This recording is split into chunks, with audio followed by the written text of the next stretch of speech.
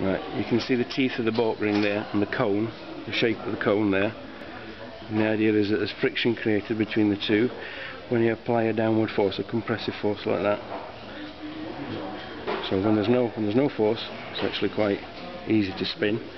But when there's apply a force, then you can see that this friction takes place. And what we've got down here is we've got that cone into there.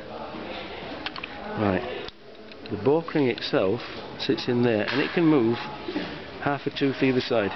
When it's lined up, it means that this part here can slide over it quite easily. But if it's out of a line, so it sits in there, if it's out of a line because this gear is travelling at a different speed to it, so you can see it moves half a tooth either side, that's it lined up. But if there's a difference in speed, then it's always out of a line, and when you try to engage you can't force it, and all we do is create friction. That causes synchronization, and when synchronization occurs, then the teeth themselves, the tapers on the teeth, allow this to straighten up, and that comes across. If you try to rush it, all it does is you cause a greater amount of friction in a shorter space of time.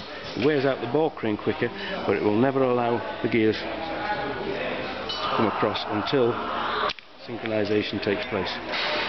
The problem is that as the bolt ring wears, then those little teeth,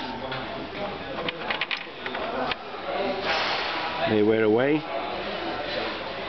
and that prevents the oil from being cleared, which is essential, and the cone itself sits lower down on there until we get it actually touching, and then there's no friction takes place.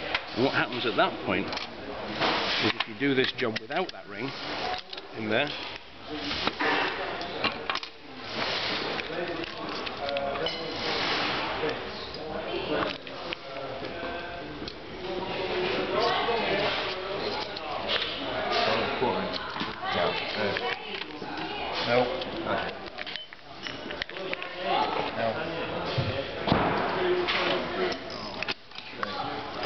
because if that ring's not functioning properly, then what happens is as we try to come across,